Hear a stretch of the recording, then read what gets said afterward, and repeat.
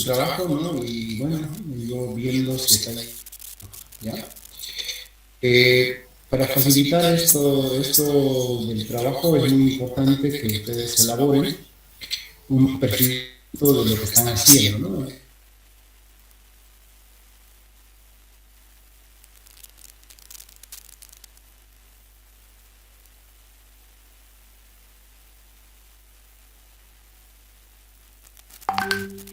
Primero hacer un seguimiento de trabajo, ¿no?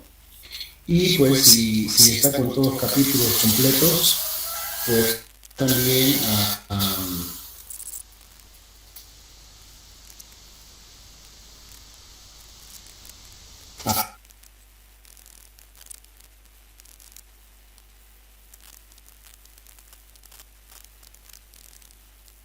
un momento coincidir en el lugar de la, pues ver, ¿no? Hacer el seguimiento de su trabajo, ¿ya? Bueno, eso quería comentarles para ver si se pudiera o no. Y bueno, eso siempre tratando de mejorar, ¿no? Las cosas, ¿no? No con el objetivo de juzgar, sancionar, no, sino con el objetivo de mejorar, ¿no? O sencillamente de quizás de aprender, ¿no? De algunas cosas que quizás son nuevas las que están haciendo y bueno, aprender, ¿no? Bueno, eso era lo que quería comentarles, así que si hay la posibilidad, pues me hace. Bueno, no sé si alguien tiene algún comentario al respecto, adelante. Sí, Inge, un poquito podría repetir lo que estaba diciendo, que no sé si solo a mí se me entrecortó y no pude escuchar muy bien lo que comentaba. Sí, se le cortó por un rato. Ya, ahora les voy a tratar de resumir entonces. Había comentado yo de que a solicitud, me imagino, de Alicia, porque claro, Alicia me llamó posteriormente, se solicitó un área en el distrito para poder ejecutar el proyecto, ¿no? Entonces me comentaron a mí eso los administrativos, porque claro, allá todas las materias de la Facultad de Ciencias Agrícolas otorgan un terreno para hacer la práctica, ¿no? Entonces, como nosotros no estamos utilizando en su totalidad, por eso es que, bueno, les aceptamos y que, bueno, que ustedes hayan desarrollado, me imagino, allá. Entonces, yo les decía que si hay la posibilidad de poder coordinar o coincidir un día para realizar el proyecto, para hacer un seguimiento, ¿no? Quizás un intercambio de opinión ahí en el lugar de trabajo, pues sería ideal, ¿no? Yo voy los días miércoles, finalmente, por las mañanas, a revisar los demás trabajos que hacen los de agronomía, lo de la parte de la química agrícola. Y pues, si hay, digamos, la persona o las personas que estén en el grupo, ese día pues podemos también pasar por su trabajo, ¿ya? Pero bueno, eso es opcional, no es nada obligatorio, ¿no? O sea, solamente yo lo pongo a consideración de ustedes, por si acaso, porque si era una opinión nuestra, ¿no? Eso era, básicamente, y bueno, si coordinamos, perfecto, ¿no? Y para hacer el seguimiento del proyecto, yo les sugiero que vayan elaborando el perfil de proyecto, que en términos normales el perfil debería realizarse antes de hacer el proyecto, ¿no?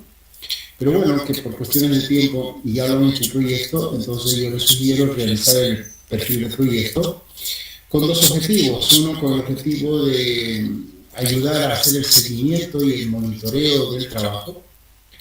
Y otro, pues ya para ir elaborando el informe final, ¿no? Si el perfil de proyecto tiene todos los capítulos que forman parte del informe final, pues listo, ya hemos hecho bastante al hacer el informe, el perfil de proyecto, ¿no?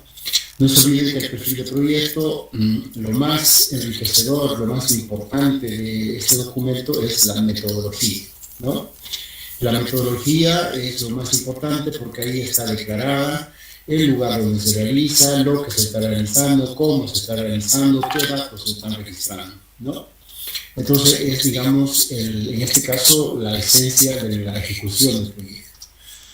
Entonces es muy interesante tener eso para poder hacer el seguimiento, ¿no?, del proyecto, a ver si está yendo de acuerdo a lo planificado o a lo esperado, si hay algún problema, pues corregirlo y ver la mejor solución, la solución más oportuna quizás, o pues si está yendo bien, perfecto, ¿no? Simplemente hay que seguir haciéndolo y registrando obviamente todos los datos necesarios para que el trabajo pues cumplan, ¿no es cierto?, con el objetivo de introducir a los estudiantes a una investigación básica, ¿no?, a la ejecución de trabajos de campo, ¿no? Ese es el objetivo de estas prácticas. Bueno, eso era básicamente.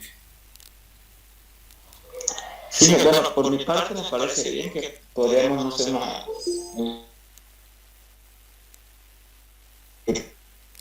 para reunirnos con usted, como decía, y poder ver si de esa manera también podría aconsejar alguna cosa, ¿no?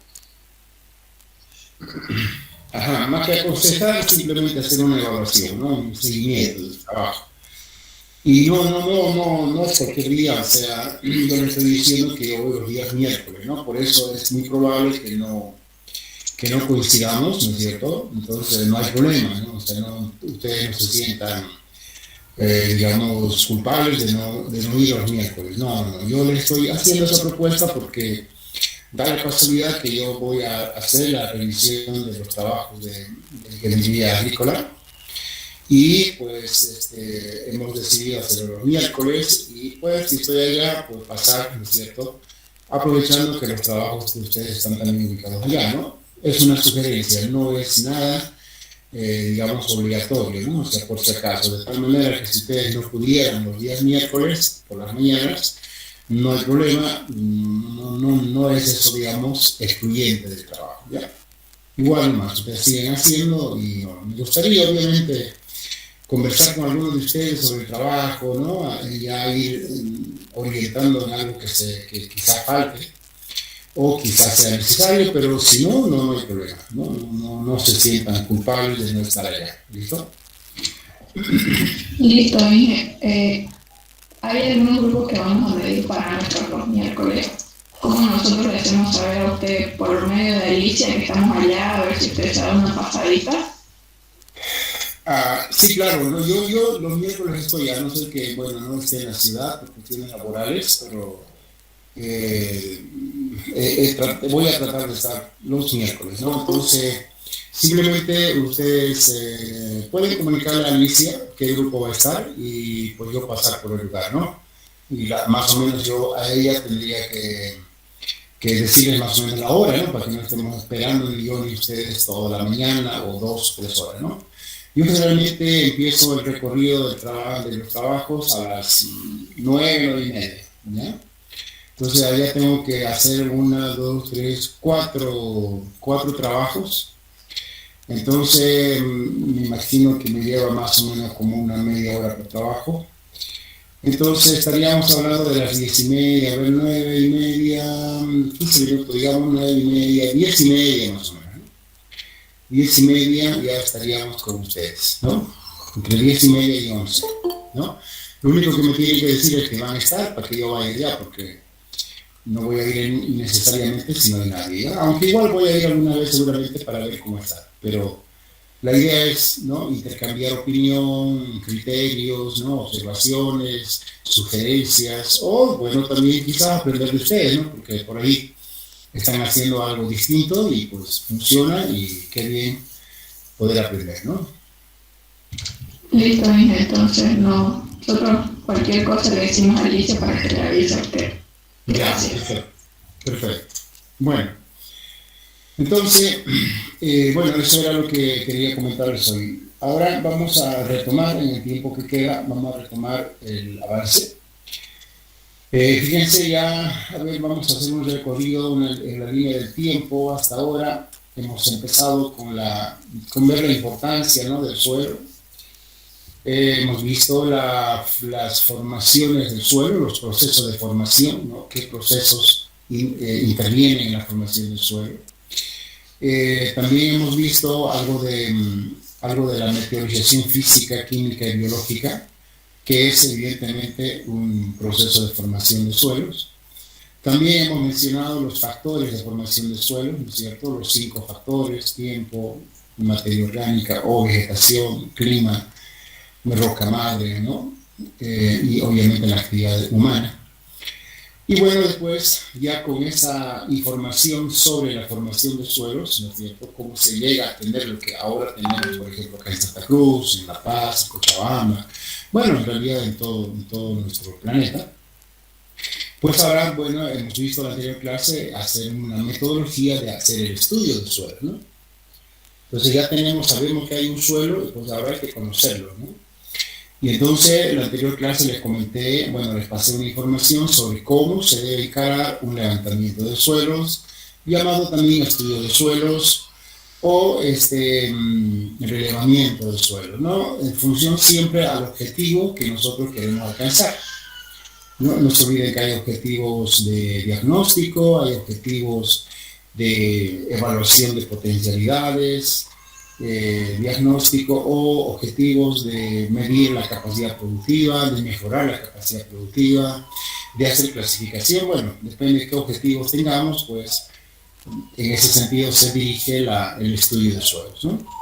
Bueno, entonces ahí también les he mostrado cómo se recogen las muestras, cómo se las conserva para llevarlas al laboratorio y cómo se las prepara en el laboratorio, ¿no?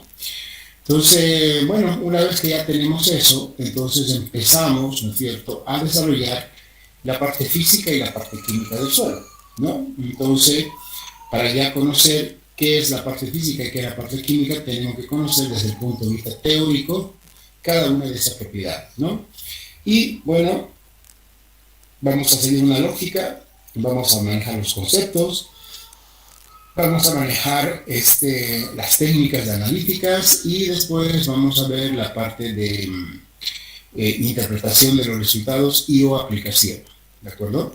Entonces va a ser esos los puntos de cómo vamos a desarrollar cada una de las propiedades físicas y químicas del suelo. Bueno, entonces vamos a empezar con una propiedad, en realidad con un componente, ¿no es cierto?, del suelo, que es importante si te recuerdas, dentro de la composición del suelo. Recuerdan que el suelo está formado 50% de material sólido y 50% de material poroso, ¿no? Entonces, en ese 50% de material sólido hay un 5% de lo que nosotros conocemos como materia orgánica, ¿no? Entonces, ese 5% aparentemente en valor numérico o proporcional, 5% pues parece nada, pero sin embargo, ese 5% tiene una función muy, muy relevante en el suelo. Tiene unas, digamos, funciones muy importantes en el suelo que prácticamente determinan la calidad del suelo, ¿no? Y además, evidentemente, es un parámetro, un componente que se puede modificar, ¿no? Es decir, que se puede modificar positivamente, es decir, que se puede incrementar, ¿no? Claro, en algunos casos requiere de varias actividades, ¿no es cierto?, técnicas para poder incrementar eso de la materia orgánica. En muchos casos se hace una actividad no muy, como se dice, no muy factible económicamente, ¿no? Porque se tiene que invertir en la aplicación o en la agregación de materia orgánica, y generalmente esa inversión no tiene un retorno rápido, ¿no? Entonces, puede ser un aspecto técnico factible, pero no tener una factibilidad económica, ¿no? Y en otros casos sí, en otros casos es económica y técnicamente factible, entonces se puede hacer, ¿no? También otra limitación para poder incrementar esto es, digamos, la poca capacidad productiva de este tipo de componente, ¿no? Materia orgánica. Aquí en Santa Cruz, por ejemplo, se produce mucha biomasa, pero también se descompone rápidamente, ¿no? Y en otros lugares hay poca biomasa y se descompone muy lentamente, pero a pesar de eso, el contenido de materia orgánica en esas zonas no es muy elevado, ¿no? Bueno, entonces a lo que me estoy refiriendo es a la materia orgánica del suelo. Entonces voy a empezar a compartir la pantalla para que ustedes puedan ver la información que les voy a ahora compartir.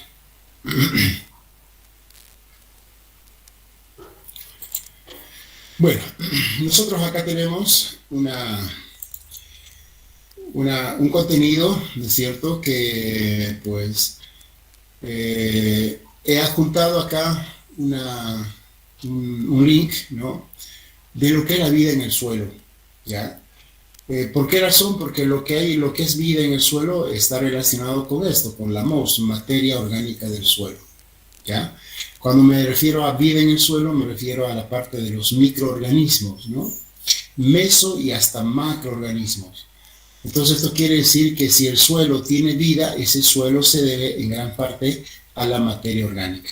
Entonces aquí hay un video, ¿no es cierto?, que ustedes pueden verlo cuando gusten, ¿no es cierto?, y pues conocer más información al respecto.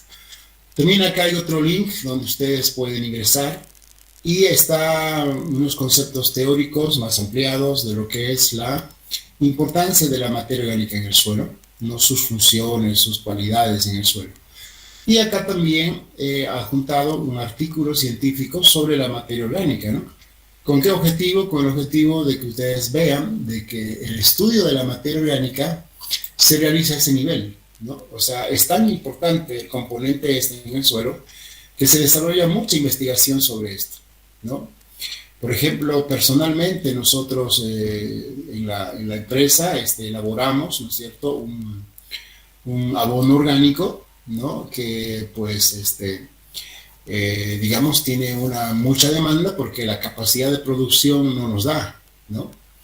Por ejemplo, en esta campaña nosotros tenemos la expectativa, ¿no es cierto?, de más o menos entregar como unos 20.000 litros, ¿no? Bueno, están en realidad comprometidos, ¿no? Pero no sé realmente si la capacidad productiva nos dará, ¿no? Entonces, quizá de una sola empresa no es posible tener gran cantidad de producción, pero ahí están las micro, bueno, en realidad tampoco la nuestra es tan grande, ¿no? Es una microempresa y entonces la sumatoria de varias microempresas, pues quizás, ¿no es cierto?, lleguemos a completar eso, ¿no? Y en este aspecto quiero socializar yo también una experiencia, ¿no es cierto? Creo que, bueno, a lo que me refiero es a la producción de humus líquido, ¿ya? Entonces, dentro de la producción de la lombricultura, un producto es el humus líquido. Y ese humus líquido, pues, inicialmente diríamos, 3 años atrás, lo consideraban así como así, ¿no? Uno que otro, pero después ya, al ver las propiedades muy interesantes de este producto, pues, muchas empresas grandes están entrando a hacer esto, ¿no? Entonces, aquí va, digamos, una invitación a todos los que están realizando este tipo de proyectos, pues, tener toda la información y pues ir, ¿no?, aportando un poquito a esta demanda de este producto, ¿no? El anterior semestre, a ver, no, el 1, el 2, 19, 2, 1, 20, 20, dos estudiantes de la materia, ya casi terminando la asignatura, nos hicieron llegar, por ejemplo, una dotación de creo que 200 litros, ¿no?, de biol. Entonces, bueno, bienvenidos los 200 litros y se lo hemos obviamente cancelado, ¿no? Entonces, como una microempresa, ¿no?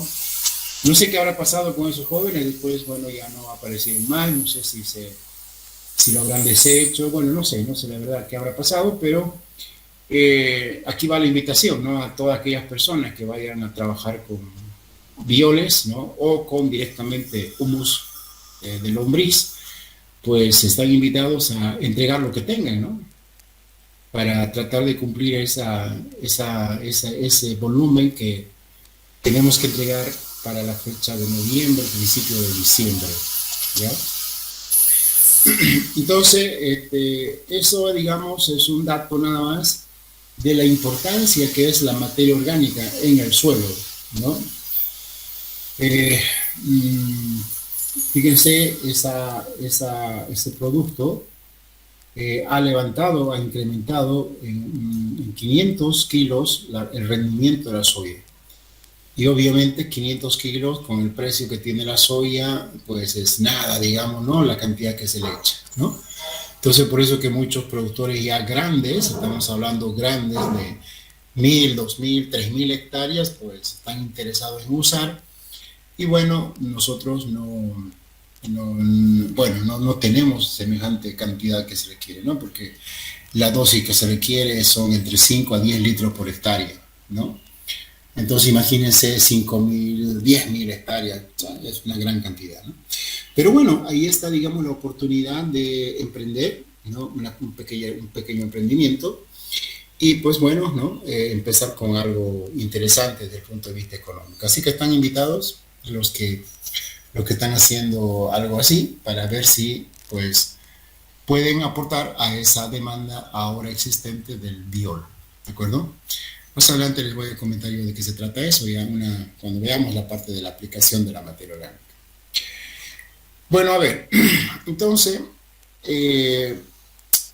empezamos diciendo de que la materia orgánica representa la vida en el suelo, ¿no es cierto? Y es tan importante en el suelo que pues se hace mucha investigación, ¿no? Mucha investigación y además ahora hay una buena expectativa sobre componentes de la materia orgánica en el suelo. ¿Cómo mejorar? ¿Cómo aumentar? ¿No? Entonces ahí está el reto. Bueno, a ver, vamos a entender qué es materia orgánica, ¿no? Porque generalmente cuando hablamos de materia orgánica nosotros nos referimos a los restos, ¿no? De residuos vegetales y en realidad es así, pero no solamente de residuos vegetales, ¿no? Sino cualquier residuo de un ser orgánico, ¿no? Eso implica que los humanos, ¿no es cierto?, también generamos residuo orgánico, ¿no? Y pues bueno, de alguna u otra manera, fíjense, se puede utilizar, ¿no? Les había comentado del trabajo de investigación que está haciendo una de sus compañeras sobre la evaluación de que dijimos de la orina humana, ¿no? Contaminación de nitritos y nitratos por la orina humana. Entonces, claro, lo están viendo ahora como una contaminación, porque seguramente está con ese enfoque el trabajo en función a un lugar donde está prohibido, digamos, ¿no es cierto?, echar esa concentración de nitritos y nitratos, ¿no? Pero esa concentración en el campo, en el área productiva, pues bienvenido, ¿no? No es contaminación, sino más bien es fertilización, ¿no? Por eso que cuando, bueno, a ver, irónicamente, ¿no?, cuando uno está compartiendo en un ambiente abierto, ¿no es cierto?, y pues tiene necesidades biológicas de expulsar residuos líquidos, ¿no? Una forma elegante de decir a dónde está yendo uno, es decir, bueno, jóvenes, bueno, compañeros, voy a ir a fertilizar el suelo, ¿no? Entonces, claro, no fertilizar, ¿no? Es medio raro, ¿no? Bueno, ¿qué ir a hacer? Pero en realidad está yendo a agregar orina, ¿no?, al suelo, y la orina tiene obviamente amoníaco, y el amoníaco tiene amonio, nitratos y nitritos, ¿no? Entonces, diríamos que en algunas zonas, como en el caso de este trabajo de la compañera, pues es una contaminación, pero en otros ambientes es un fertilizante, ¿no? Entonces, todo residuo orgánico viene a ser parte de la materia orgánica, ¿no? Material orgánico biológico de cualquier origen, fíjense ahí está bien clarito eso, que se encuentra en el suelo o en superficie, vivo o en cualquier estado de decomposición, excluyendo la parte aérea de las plantas vivas, es materia orgánica del suelo, ¿no? Entonces, fíjense, este concepto es muy amplio, ¿no? Nos da lugar mucho a eliminar cosas, ¿no? Lo único que deja de ser materia orgánica prácticamente son las plantas vivas, ¿no? Después todo es materia orgánica que va formando o que va a formar en algún momento parte del suelo. Entonces, aquí tenemos algunas fotografías que pues tenemos materia orgánica en diferentes estados de decomposición, como dice, ¿no? Esto es materia orgánica, esto también es, y esto también lo es, ¿no? Pero solo que la diferencia de estas tres es que está en diferente grado de decomposición. Esto es una hojarasca común y corriente, ¿no es cierto?, que evidentemente pasado el tiempo se va a descomponer, Esto acá es materia orgánica que está entre surcos en un cultivo de soya, ¿no es cierto? Que evidentemente en algún tiempo se va a descomponer, ¿no es cierto? Y va a pasar a formar parte del suelo. Y esto acá ya es una materia orgánica totalmente descompuesta, que es el humus, ¿no? Y este humus pues ya es directamente aplicado o se puede aplicar directamente al suelo, ¿no? Todas son materia orgánica. La única diferencia es el grado de decomposición, ¿no? Bueno, entonces, cuando nosotros hablamos de materia orgánica, hay dos tipos de materia orgánica. La materia orgánica viva, si ustedes quieren, y la muerta, aunque este término es medio feo, ¿no? Entonces le vamos a llamar como está aquí, ¿no? Biótica y abiótica, ¿no? Entonces la biótica es la parte viva del suelo, ¿no? Entonces en el suelo hay microfauna, ¿no? Microfauna, es decir, pequeños insectos, ¿no? Que viven en el suelo. Bacterias, obviamente que sí, hongos, ¿no? También, y estos se llaman microorganismos, ¿no? Microorganismos, y obviamente unos que están entre los meso y los micro, que son los actinomicetos, ¿no? Se lo coloca acá la masa abiótica porque, bueno, es, digamos, en lo que hay en mayor cantidad, ¿no? Porque también hay otros microorganismos que son los microorganismos, los mesoorganismos y los macroorganismos, ¿no? Entonces, por ejemplo, los macroorganismos, ustedes creo que van a manejar, o bueno, ya están manejando, son, por ejemplo, las lombrices, ¿no? Esas son macroorganismos porque nosotros los podemos ver sencillamente con la vista, ¿no? No necesitamos un equipo, ¿no? De aumento de visión. Pero, por ejemplo, los que van a hacer o los que están haciendo compost, ¿no? Ellos no están manejando inicialmente macroorganismos porque no van a ver nada en su compost, ¿no? Pero sí, ustedes están haciendo un cultivo tremendo o han hecho un cultivo tremendo de microorganismos, ¿no? No sé qué habrán utilizado en su compostaje, pero me imagino que han utilizado inoculantes que tienen una gran cantidad de microorganismos, ¿no? Entonces esos microorganismos van a ser los que van a descomponer la materia orgánica hasta llegar quizás a humus, dependiendo del tiempo, ¿no? Que va a llevar ese proceso de descomposición. Y claro, a medida que va a ir avanzando el compost, ya van a ir apareciendo los mesoorganismos y los macroorganismos, ¿no? Entonces, incluso es muy común, ¿no? Que aparezcan ahí lombrices, si que por ahí cerca se están. Normalmente allá en el vallecito están los noques de lombrices y no muy lejos están los compost. Entonces, bueno, de repente aparecen lombrices en los compost, ¿no? No sé si lo inoculan los estudiantes o las lombrices, ¿no? Van. Entonces, bueno, de repente aparecen organismos macro en el compost, ¿no? Y bueno, y eso es una muestra de que evidentemente el proceso de descomposición del compost ya está entrando a su etapa final, ¿no? A su etapa final. Entonces, bueno, eso también es un buen indicador. Si en el compost uno ve todo tipo de bichitos, entonces quiere decir que está llegando a su etapa final y además está con una buena calidad, ¿no? Pero si no ve nada, ¿no es cierto? Si no ve nada y solamente hay olores desagradables, colores oscuros, qué sé yo, algo está mal, ¿no? Algo está mal o algo equivocamos, ¿no? Entonces, bueno, son indicadores entonces del buen proceso del compostaje, ¿no? Entonces, todo eso es la parte biótica del suelo. Y la parte abiótica, es decir, lo que ya no tiene vida, se conoce también como fracción labile o fracción estable, ¿no? Se llama fracción estable porque ya no descompone, ya ha alcanzado su máxima, la máxima instancia, llamémoslo, sino el máximo índice de descomposición, ya no puede más descomponerse, ¿no? Entonces, ¿cuál es el producto ese? Ese producto se llama humus, ¿ya? O fracción única. Entonces, cuando ustedes hablan de humus, entonces quiere decir que hasta ahí llegó el proceso de descomposición, ya no hay más, ¿no?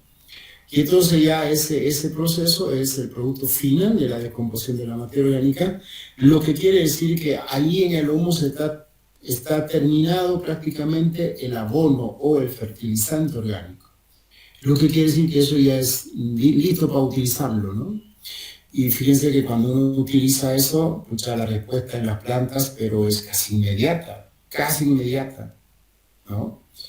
Entonces, bueno, no, yo les comento, no sé si les comento a ustedes o a otro curso, sobre lo que en la zona, bueno, en nuestro centro productivo hay unas plantitas, ¿no? Que son las pitanias, que son más o menos, digamos, como la acerola, ¿no? Son un poquito más grandes, más sabrosas.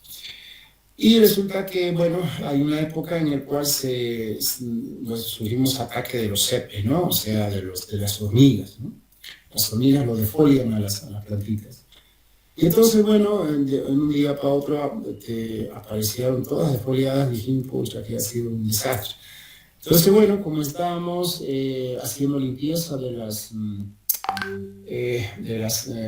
depósitos del biol, entonces, bueno, la parte, digamos, con sedimentos, lo hemos ido echando a las plantas, ¿no? A donde quedaba, a donde llegaba. Y claro, no hemos llegado a abarcar todas las plantas, ¿no? Y bueno, fíjense, nosotros no pensábamos hacer ninguna observación, nada, simplemente si no le vamos a echar así, ¿no? Sabemos que iba a funcionar, ¿no? Pero oye, no sabíamos que tan rápido iba a funcionar.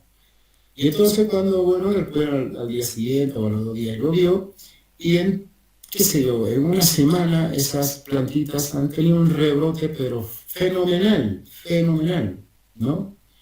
Y aquellas plantitas donde no lo hemos echado, porque bueno, o estaba muy lejos o simplemente no reparamos en echar este producto, nada, seguían sin hojas, ¿no? Seguía el tallito, viva la planta, pero sin hojas, o con brotes pequeñitos. Y entonces, fíjense esto, ¿no? Cómo es la situación interesante de lo que ocurre, ¿no? Nosotros le comentamos esto a una persona, y esa persona pues dice, perfecto, ¿me asegura lo que pasó eso? Sí, estamos asegurados, bueno, sacamos fotografías, todo, le mandamos. Y resulta que, bueno, ahí está ¿cómo se llamaría esto? Lo que creo que para mí es importante, ¿no? Para los otros no lo es, ¿no? O al revés, lo que para mí no es importante, para los otros es importantísimo. Y en este caso para nosotros sí, digamos que la pitaya se veía bonita, bien, ¿no? Pero sin ningún fin comercial, sin ningún fin económico. Pero ya cuando el otro miró ese efecto, entonces lo que nos dijo es, bueno, ya yo necesito 200 litros. Bueno, teníamos 200 litros, lléveselo. Y nosotros no sabíamos a dónde lo estaba llevando, bueno, no nos interesa además, ¿no? Dónde lo está llevando. Y después nos pidió otros 500, entonces ya nos llamó la atención, ¿no? Oye, ¿y dónde lo estamos utilizando? ¿Y qué cree? Lo utilizó o lo está utilizando en la coca, ¿no? Y entonces en la coca ahí se quedó tremendo rebrote. Él nos comentó que tienen una unidad de medición, no sé cuál es la unidad de medición que tienen allá, pero dice que eran como 7 en su terreno, daban 7, digamos que eran bolsas, utilizó otro término de medición, no me acuerdo cuál es, pero eran 7, ¿no? Normalmente.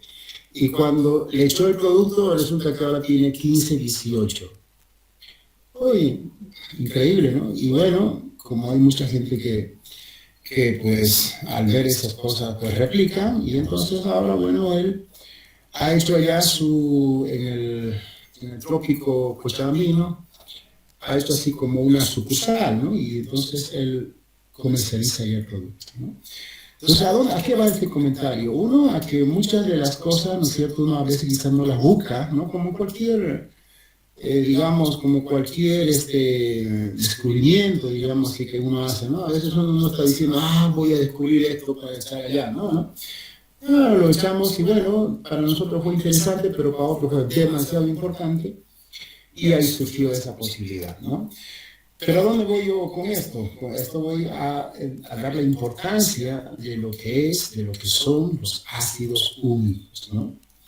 Entonces, tener los ácidos úmicos, tener el humus, evidentemente da una cualidad tremenda, ¿no es cierto?, al suelo, ¿no? Con estos indicadores que le estoy diciendo, de la soya, de la coca, del maracuyá, por ejemplo, ¿no? Tenemos otros datos ahí del maracuyá. Oiga, esto es sorprendente, ¿no? Y claro, tiene su explicación esto, porque claro, el humus, como ya les dije, es como si estuviésemos sirviendo el plato, ¿no? Que hay que comerlo, en este caso la planta, listo para comerlo, ¿no?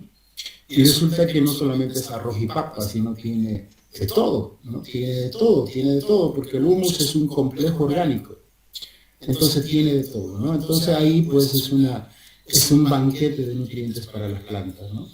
A diferencia, por ejemplo, si solo, digamos, alguien dijera, bueno, ¿y qué pasa si yo le echo solo estiércol? ¿También es materia orgánica? Sí, claro que sí. Pero resulta que el estiércol es una materia orgánica sin procesar, ¿no? Y entonces ese estiércol está procesado, evidentemente, porque está saliendo del sistema digestivo, en este caso, digamos, del ganado, ¿no? Está predescompuesto, pero no está totalmente descompuesto, ¿no? Y entonces, cuando yo agrego, hay mucha gente que agrega, digamos, estiércol, y bueno, ellos dicen, mami, que ahí me responde, ¿no? Solo el estiércol, pero bueno, y resulta la pregunta lógica, ¿no? O sea, ¿tú es la primera vez que aplicaste estiércol? No.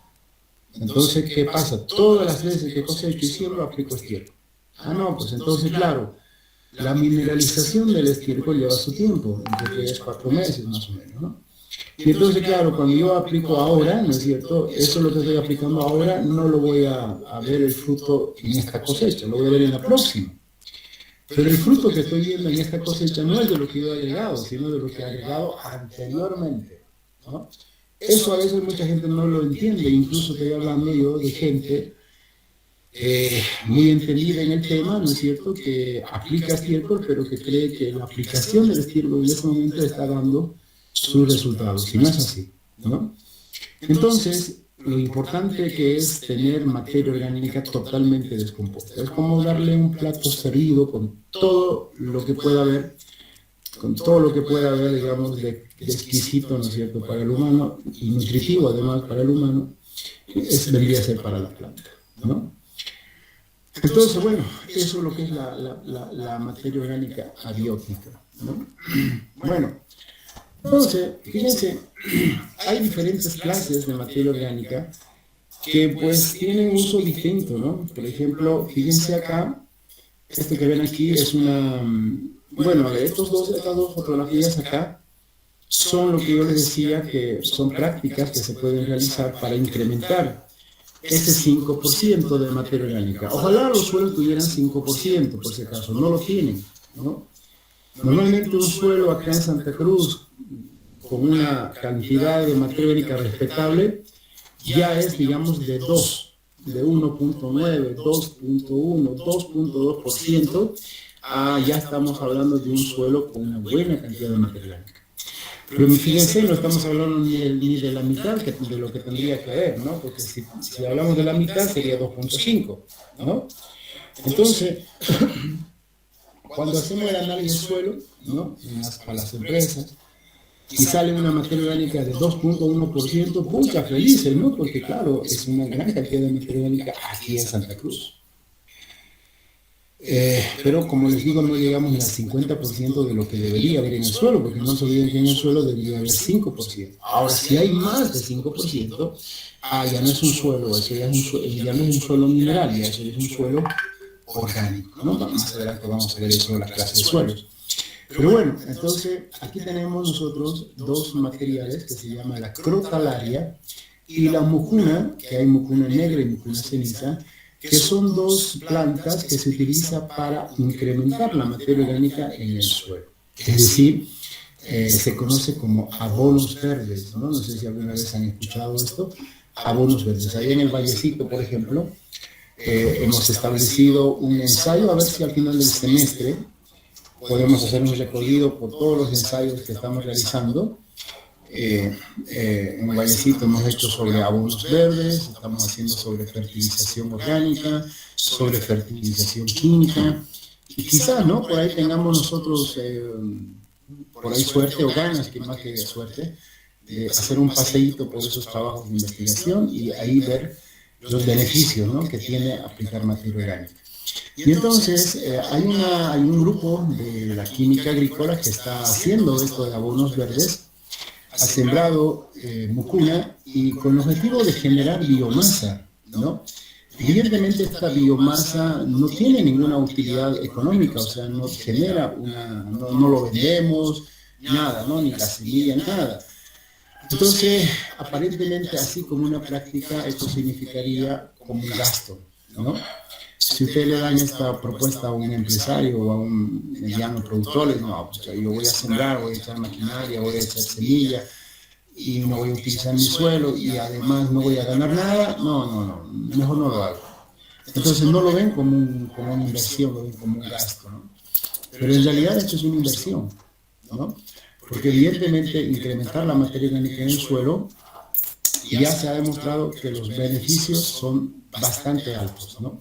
Es más, acá en Santa Cruz, con lo que son las lluvias totalmente desfasadas, ¿no es cierto?, por el famoso cambio climático, todas aquellas empresas que tienen este tipo de práctica, esto que estoy remarcando acá, no sé si se ve, a ver, voy a acá, pluma, esto por ejemplo, que se llama siembra directa, tiene una tremenda ventaja frente a los suelos donde no hay cobertura muerta, que se llama mulch, por si acaso, ¿no? ¿Y dónde está la ventaja? Resulta que acá, pues, la humedad es interesante. Se acumula bastante humedad, ¿no? Hay una buena retención de humedad, de tal manera que las siembras, ¿no es cierto?, se realizan nomás en el tiempo que se tienen que realizar. No tenemos que estar esperando lluvias ni nada de eso, ¿no? Pero imagínense si el suelo está descubierto, entonces acá tiene que llover y tiene que haber suficiente humedad. ¿Para qué? Para que germine la planta y, bueno, empecemos con el cultivo. Esa cosita que aparentemente no es importante genera una tremenda diferencia en el producto final, ¿no? Entonces, estas dos son los abonos verdes. Esta es una planta que es una plantita vertical, ¿no es cierto? Desarrolla bastantes foliolos. Y lo interesante de esta crotalaria es que tiene una raíz muy profunda, ¿no? Muy profunda. Entonces, aporta materia orgánica hacia adentro del suelo, es decir, en el subsuelo, por las raíces, y desarrolla muchas raíces, muy fibrosa la raíz. Y además que aplica materia orgánica arriba del suelo, es decir, en la superficie del suelo. Porque después cuando llegamos a esto, ¿no es cierto?, esto que es la floración, entonces aquí se tiene que hacer un corte de todo este abono y después incorporarlo, ¿no? O dejarlo ahí como cobertura. No conviene dejarlo como cobertura porque como es una planta leguminosa, ¿ya? Voy a hablar aquí de una cosa muy interesante que ustedes que han hecho compostaje o van a hacer compostaje deben haber manejado, la relación carbono-nitrógeno, ¿ya? Estas plantas que son las leguminosas tienen una relación carbono-nitrógeno muy baja. Estamos hablando alrededor de unos 20, 22 más o menos, ¿no? Y entonces esa relación baja de carbono-nitrógeno hace que esto se descomponga rápidamente. Entonces si nosotros pasamos por aquí una desbrozadora, entonces claro, se va a ver bonito, ¿no? Como un colchón y se va a secar y va a seguir como un colchón, pero llueve y eleva la temperatura y esto se descompone violentamente. Y desaparece, pero así como si alguien lo hubiese alzado y lo hubiese llevado a otro lado. De repente el suelo aparece totalmente descubierto, ¿no? Y entonces, ¿eso es por qué? Porque se descompone rápidamente y obviamente se incorpora al suelo, ¿no? Pero se incorpora en una pequeña cantidad, ¿no? Una pequeña cantidad porque no se olviden que esto es biomasa, ¿no? Y la biomasa en realidad tiene 70-30. ¿70-30 de qué? 70 de agua y 30% de materia seca. Entonces, de todo esto que ven ustedes, prácticamente el 30% nada más es que se mineraliza. El 70% pues se va en agua, ¿no? Y entonces por eso que el incremento en la materia orgánica a las primeras incorporaciones no es muy significativo. Entonces, para evitar eso hay que incorporarlo, ¿no? Hay que incorporarlo y entonces es mucho más benéfico, ¿no? Entonces, para utilizar esto como abonos verdes, entonces se puede utilizar ya en aquellos suelos donde ya está, digamos, en un proceso de recuperación de suelo, ¿no? También se puede utilizar para iniciar una recuperación de suelos, pero digamos va a tardar un poquito más, ¿no? Porque como les digo, se descompone, hay que volver a sembrar, se descompone. Lo interesante de esto es que una vez que ustedes compran semilla, ya no es necesario que vuelvan a comprar, ¿no? Porque pueden ustedes dejar una pequeña superficie a cosechar y entonces ahí ustedes generan su propio banco de semillas, que es lo más aconsejable, ¿no? Porque además la semilla no es tan barata. Entonces, bueno, esa es la forma como se pueden manejar estas materias orgánicas, ¿no? Que se conocen como abonos verdes. Ahora, esta es la otra materia orgánica que se conoce como mulch, ¿no? Es materia orgánica muerta. Esto normalmente es producto de las cosechas, ¿no? Fíjense acá, supongamos que maíz acá se sembró, se cosechó el maíz, y entonces lo que se hace es pasar una desbrozadora y todo esto que no se... todos estos órganos que no se cosechan, pues quedan en el suelo, ¿no? Y se va generando una capa de mulch, se llama mulch, M-U-L-C-H, mulch, ¿no? Y entonces, la relación de esto es interesante, ¿no? Esto no se decompone muy rápido como estos. ¿Por qué razón? Porque en el caso del maíz, en el caso de las gramíneas en general, no sé si ustedes entienden lo que es gramíneas, pero se lo voy a explicar. En la vegetación hay dos grandes grupos de vegetales, ¿no? Uno que se llaman las leguminosas, que son estas leguminosas, y estas que son las gramíneas, ¿no? Las leguminosas y las gramíneas son fáciles de identificar. Obviamente hay que identificar, se pueden identificar por la hoja, ¿no es cierto? Generalmente las gramíneas son hojas lanceoladas, así como del maíz, ¿no? Yo creo que todo el mundo alguna vez ha visto una planta de maíz. Esa es la hoja de una gramínea, o la de un pasto, por ejemplo. Cualquier pasto, esa es una hoja lanceolada. Y las hojas de las gramíneas son ovaladas, ¿no? O sea, son ovaladitas, tienen diferentes formas, pero no son lanceoladas. Eso es una manera de reconocer. Ahora, si queremos tener más certeza de que realmente esto es una leguminosa, entonces tenemos que llegar al fruto, ¿no? Y resulta que el fruto en estas plantas es una vaina. Es una vaina. Entonces ustedes ven, por más que sea un árbol, por si acaso, o sea, no es necesario solamente plantitas así. Un árbol, ¿no? Por ejemplo, la pajarilla, la chamba, no sé si ustedes conocen, la chamba o la pajarilla, ustedes ven, bota su flor, sale el fruto y es una vaina. Entonces, si es una vaina, esa planta es una leguminosa, ¿ya? Entonces es muy fácil reconocer a las leguminosas, ¿no? Todas esas leguminosas tienen un carbono nitrógeno bajo, por eso es fácil de componer. Y en el caso de las gramíneas, su relación carbono-nitrógeno es alto. Y bueno, ¿qué significa alto, no? Porque alto no es una unidad de medida cuantitativa. Alto estamos hablando de unos, 125, ¿no? En el caso del arroz como 250. Relación carbono-nitrógeno, ¿no? En el caso de la acerrín, por ejemplo, 400, ¿no? Entonces, esa es la relación elevadísima. Entonces, cuando los materiales orgánicos tienen una relación carbono elevada, entonces eso quiere decir que tiene lenta descomposición. Por esa razón es que acá se ve que se acumula la materia orgánica, ¿no?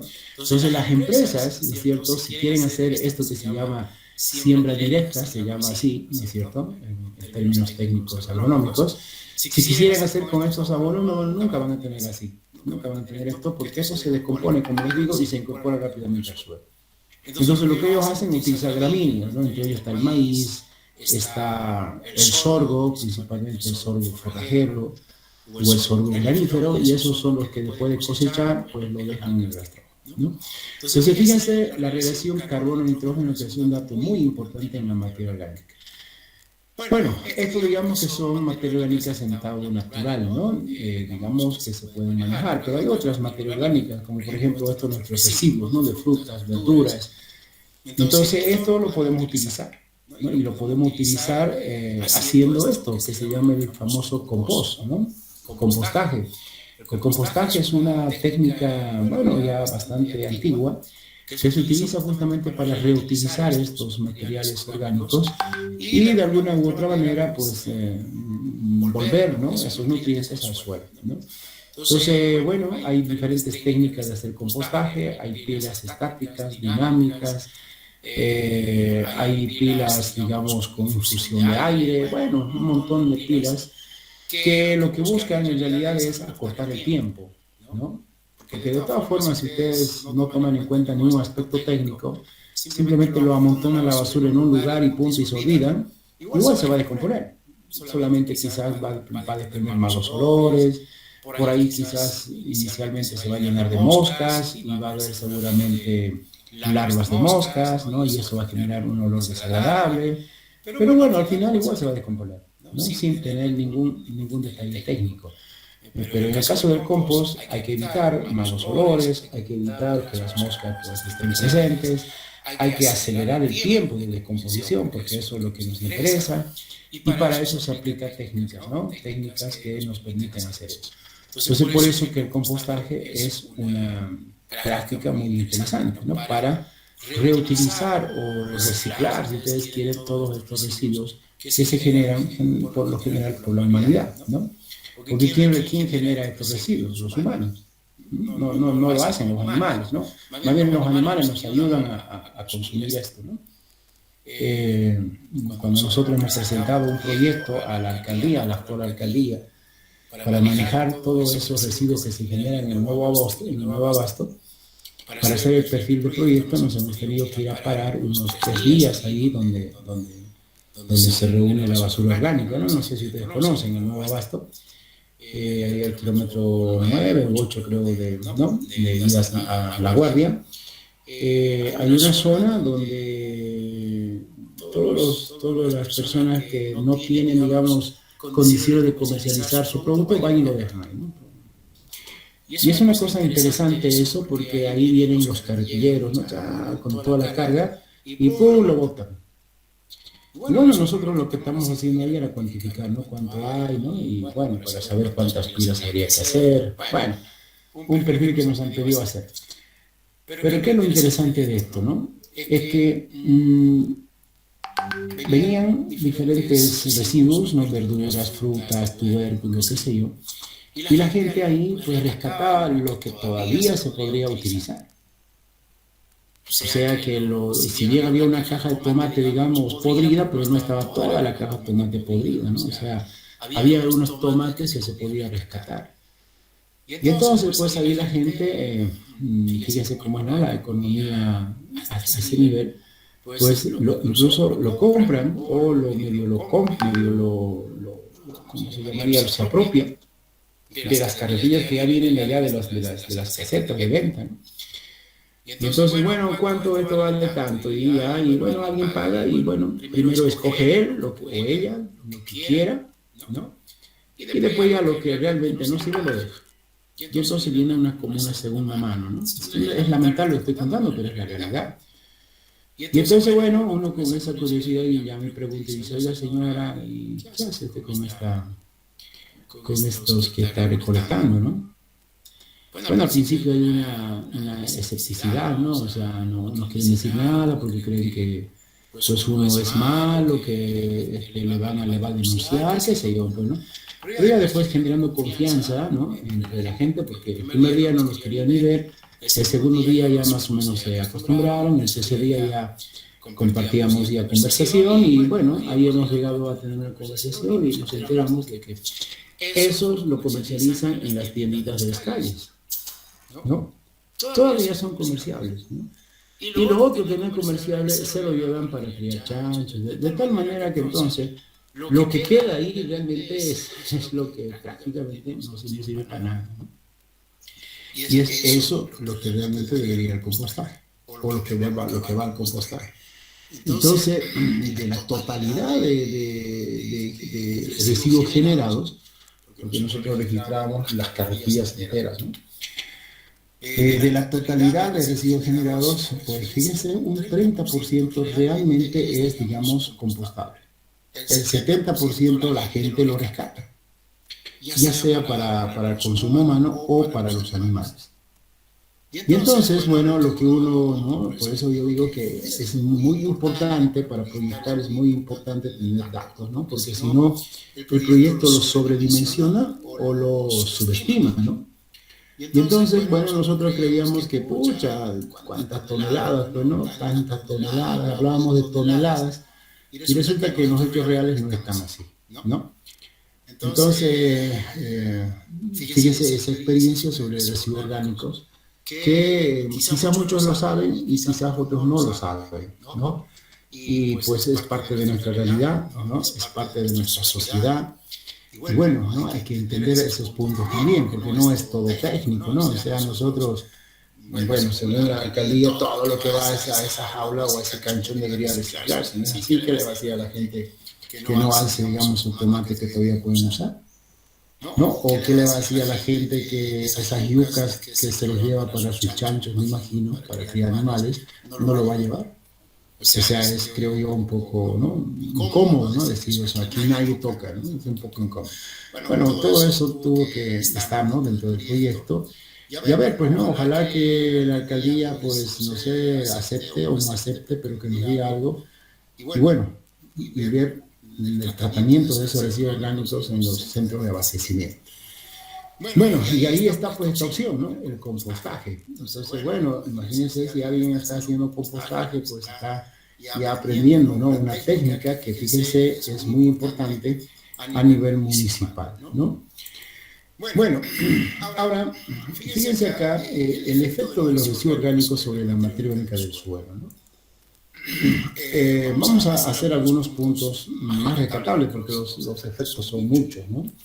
Pero aquí vamos a ver, la cantidad de residuos orgánicos afecta a la materia orgánica del suelo, lógico, ¿no? O sea, mientras mayor cantidad de residuos orgánicos tengamos, hay más posibilidad de que la materia orgánica en el suelo, pues, incremente, ¿no?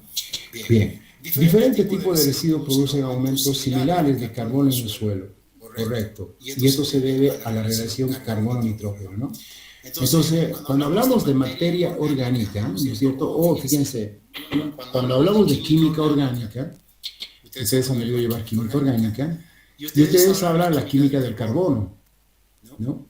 El elemento principal de la química orgánica es el carbono, y después ahí ya el hidrógeno, el oxígeno, el nitrógeno, los halógenos, el fósforo, el azufre y otras cosas más.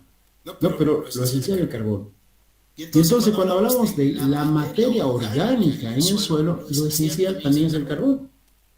Solamente que en este caso el carbono tiene relación con otros nutrientes, vamos a ver más adelante, con el nitrógeno, con el fósforo, con el azufre, ¿no es cierto? Pero el carbono es el que tiene eso, ¿no? Entonces, aquí en otras palabras, cuando ustedes van a hacer, digamos, el análisis de materia orgánica en el suelo, tienen que saber que están determinando la cantidad de carbono que tiene el suelo, ¿no? Eso es lo que están haciendo.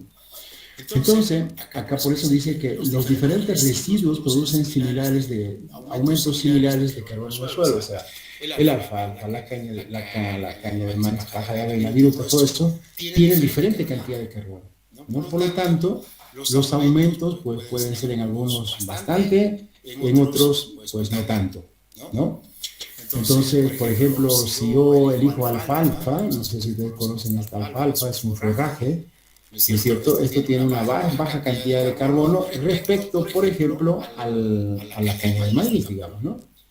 Y quizás mucho menos en función a las virutas. Las virutas son el residuo del trabajo de las maderas, ¿no? Entonces, entre la viruta y el alfalfa, pues ya es una tremenda distancia abismal entre la relación carbono-nitrógeno, ¿no? Esto tiene poco carbono y esto lo que tiene mayor cantidad de carbono, ¿no? Bueno, la materia orgánica está también relacionada directamente, hay una correlación directa entre la materia orgánica y el nitrógeno, ¿no? Entonces acá por eso que esto es muy importante. El aumento del nitrógeno solo varía con el contenido de nitrógeno residual, es decir, con el nitrógeno de la materia orgánica. Si nosotros colocamos materia orgánica rico en nitrógeno, entonces en el suelo va a haber una buena cantidad de nitrógeno. Si nosotros colocamos materia orgánica bajo en nitrógeno, en el suelo va a haber poco nitrógeno, por lo menos por parte de ese material que estamos incorporando al suelo. Entonces, la relación carbono-nitrógeno, ¿no es cierto?, es una relación directamente proporcional entre estos dos elementos. Mayor materia orgánica, mayor nitrógeno. Menor materia orgánica, menor nitrógeno, ¿no? Es por eso que cuando uno hace el análisis, por ejemplo, de nitrógeno, ¿no? Por ejemplo, en el laboratorio de ciencias agrícolas, nosotros hemos determinado, digo nosotros porque hemos participado en determinar ese coeficiente, no hacemos análisis de nitrógeno nosotros, ¿no? Porque si hiciéramos análisis de nitrógeno, tendríamos que analizar dos nitrógenos, ¿no? El nitrógeno amoniacal, el nitrógeno de nitratos, ¿no? O sea, amoniacal significa amoníaco y amonio, y principalmente amonio, y el nitrógeno de nitratos significa nitratos y nitritos, principalmente nitratos. La sumatoria de ambos se llama nitrógeno total, ¿no? Entonces se hace, evidentemente, es con el Kendall, se hace con el Nessler, bueno, hay varias metodologías para hacer nitrógeno amoniacal y nitritos, pero digamos tiene su costo, ¿no? Entonces tiene su tiempo además también. Entonces nosotros hemos hecho un estudio estadístico con varias muestras que llega al laboratorio y hemos determinado junto con el ingeniero Eduardo Canedo, a propósito maestro de mí, ¿no? Que todo lo que yo sé, que es lo que él me transmitió, hemos realizado un coeficiente, y el coeficiente es 530, ¿no? Entonces, ustedes sacan la materia orgánica, supongo que sea 3%, mucho, pero digamos que sea 3, ustedes multiplican por 530 y entonces ahí tiene porcentaje, el nitrógeno en partes por millón, ¿no? La cantidad de nitrógeno en partes por millón. Pero hay otros laboratorios que no utilizan ese coeficiente, entonces hacen amoníaco, hacen amonio, hacen nitrito, hacen nitrato, suman los contenidos y sacan el nitrógeno total, que estadísticamente es igual, sacando el coeficiente, utilizando el coeficiente. Bueno, entonces de eso es importante el nitrógeno, ¿no? Entonces calculan, determinan análisis de materia orgánica, automáticamente pueden determinar nitrógeno. Ahora, los abonos verdes, lo que les decía, la mucuna, todas esas plantas vivas, su principal función es secuestrar nitrógeno fijado biológicamente para el próximo cultivo. Son muy poco efectivos en aumentar el carbono orgánico del suelo, es lo que yo les dije. Se consume rápidamente, o sea, no ganamos mucho en carbono en el suelo. Pero ¿qué es lo importante de esas plantas? Es que fijan nitrógeno, ¿no? Secuestran o fijan nitrógeno atmosférico.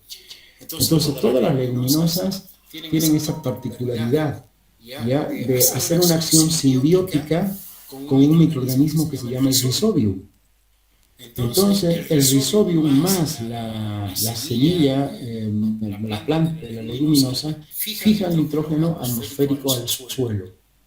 Entonces, fíjense, por eso que cuando, si alguna vez ustedes dicen, tengo yo soya, y dice, ¿cuánto necesita de nitrógeno la soya? Y en muchas tablas comparativas la soya es negativo, ¿no? Dice, menos 250 kilos. ¿Cómo? Dice, o sea, ¿no debo agregar nitrógeno al suelo para la soya? No, porque más bien la soya le está fijando nitrógeno. No, y eso es una particularidad de los abonos verdes, ¿no? Y de todas las leguminosas en general. Pero ya ahora hay estudios que evidentemente desde una etapa vegetativa las leguminosas sí fijan nitrógeno, pero en las primeras etapas vegetativas la leguminosa, como cualquier planta, necesita nitrógeno. Entonces por eso que es ahí donde ingresa el biol, el humus, qué sé yo, para fortalecer la planta en sus primeros días, semanas en realidad. Bueno, entonces eso es lo que es la importancia de los residuos orgánicos, ¿no? A ver, sigamos. Bueno, vamos a desarrollar aquí los macroorganismos. Bueno, este tema es realmente muy apasionante, a mí me gusta esto, porque esto se llama la microbiología del suelo, ¿no? Y hablar de la microbiología del suelo es hablar de un mundo, ¿no? Porque me acuerdo, Eduardo Canedo decía, si nosotros tenemos un puñadito de suelo en la mano, pues tenemos prácticamente casi la población mundial. Se pueden imaginar, esa es la relación. Me esperan un ratito, por favor, voy a atender un asunto personal y en 2 minutos terminamos. No, mejor, no sé qué tiempo me llevará a atender este caso. ¿Por qué no quedamos aquí? Por favor, les pido quedar aquí para continuar este mundo apasionante de los organismos vivos en el suelo en la próxima clase. ¿Les parece? ¿Listo?